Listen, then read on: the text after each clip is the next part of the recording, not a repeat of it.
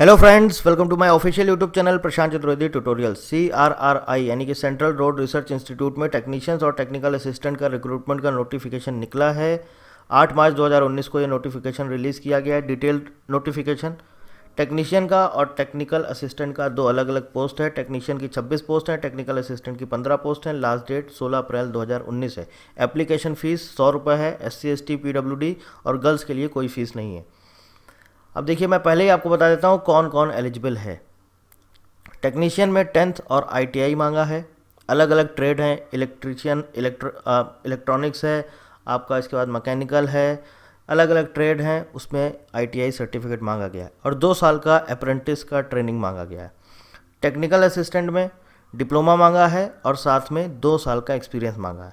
और बोला गया है अगर आपके पास हायर क्वालिफिकेशन है, BE BTech किया है, तो भी आप अप्लाई कर सकते हैं और उनको प्रेफरेंस दिया जाएगा। लेकिन जो इसेंशियल क्वालिफिकेशन है वो मस्ट है।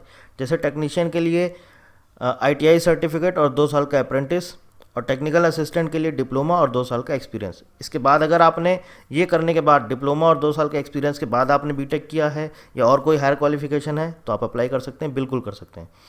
चलिए आगे देखते हैं नोटिफिकेशन में क्या क्या चीज़ें आई हैं। इंपॉर्टेंट डेट्स देख लीजिए। ऑनलाइन रजिस्ट्रेशन 15 मार्च 2019 से स्टार्ट हो जाएगा। लास्ट डेट 16 अप्रैल 2019 है। और जो आपको क्या करना होगा, आपको ऑनलाइन फॉर्म सबमिट करना होगा। फॉर्म सबमिट करने के बाद जो आपका एप्लीकेशन फॉर्म आएगा उसका आपको प्रिंट निकालना होगा। प्रिंट निकालने के बाद हार्ड कॉपी आपको भेजनी होगी और वो भेजने की लास्ट डेट है 26 अप्रैल 2019। और अगर कोई फार फ्लंग एरियाज़ हैं, जम्मू एंड कश्मीर हो गया, नॉर्थ ईस्टर्न रीजन हो गया, तो यहाँ के जो स्टूडेंट हैं इनके लिए लास्ट डेट रखी गई है 3 मई 2019।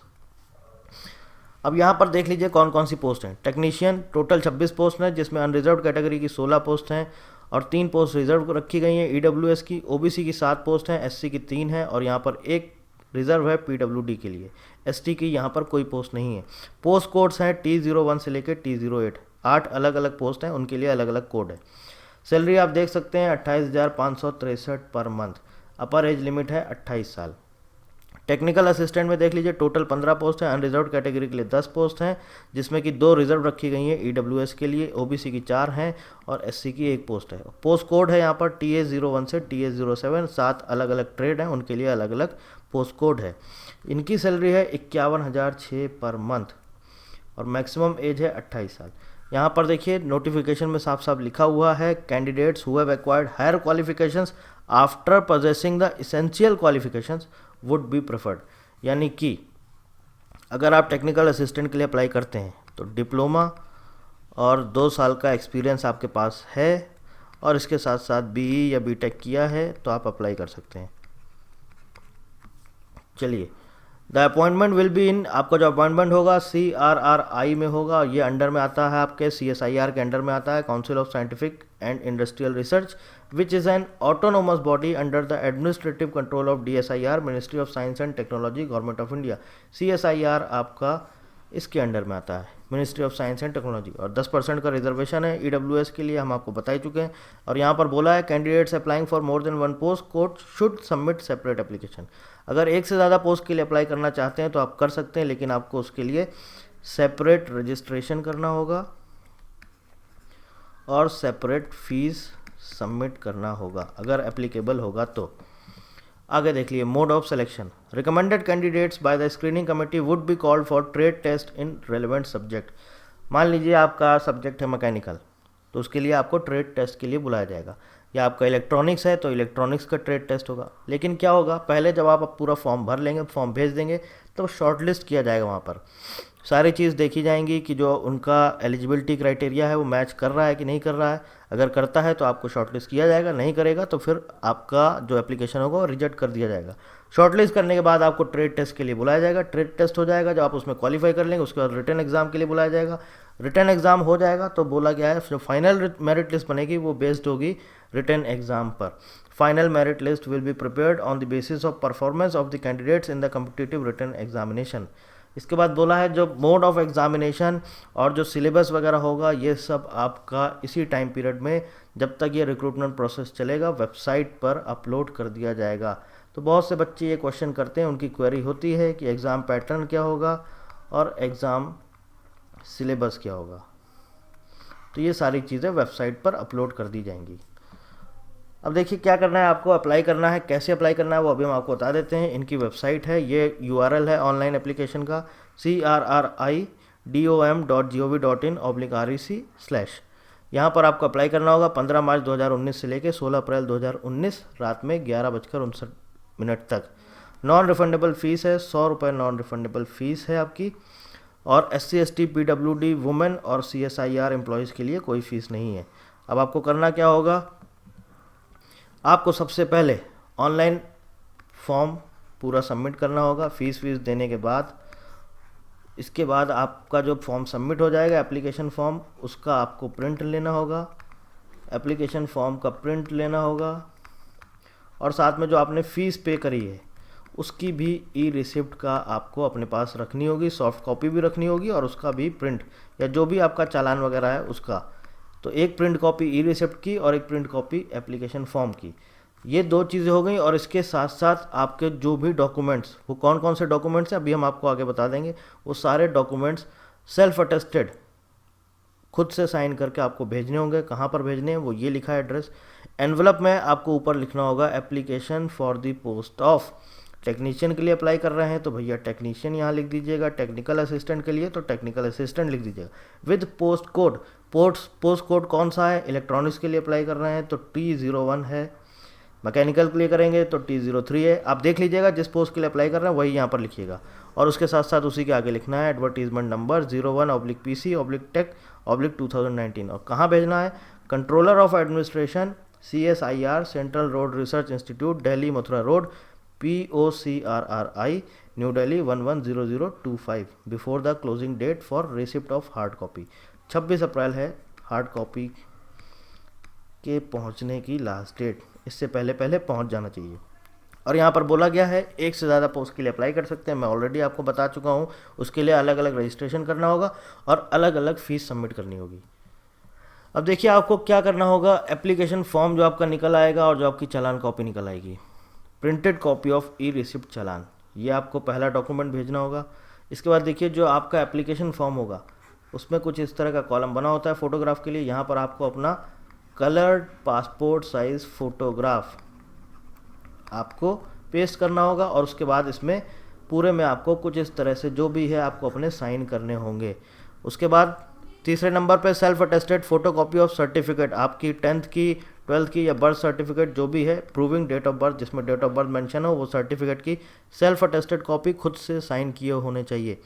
चौथा है self attested photocopies of certificates and marksheets, semester wise या फिर ईयर वाइज जो भी है आप अपना भेज सकते हैं। और अगर आपकी हायर क्वालिफिकेशन भी है, मतलब कि जो एसेंशियल क्वालिफिकेशन है मिनिमम डिप्लोमा है तो उसकी भेजनी है, आपने BE BTech किया तो उसकी भी भेज सकते हैं। इसके साथ साथ अगर आपने EWS के लिए अप्लाई किया है या किसी कैटेगरी से अप्लाई किया तो उसके लिए आपको कास्ट सर्टिफिकेट और EWS सर्टिफिकेट भी लगाना होगा। इसके साथ साथ अगर आपके पास एक्सपीरियंस है तो आपको अपना एक्सपीरियंस सर्टिफिकेट भी लगाना होगा। और अगर आप प्रेजेंटली आप एम्प्लॉयड हैं गवर्नमेंट सेक्टर में, ऑटोनोमस बॉडी में, पब्लिक सेक्टर, तो आपको NOC भी अपना देना होगा, भेजना होगा। Candidates applying for more than 1 post must submit separate application form और सेपरेट फीस। ठीक है, ये सारी चीज़ें हो गई। अब एक बार हम आपको दिखा देते हैं इसका एलिजिबिलिटी क्राइटेरिया क्या है, कि कौन कौन सी पोस्ट हैं और क्या क्या मांगा गया है।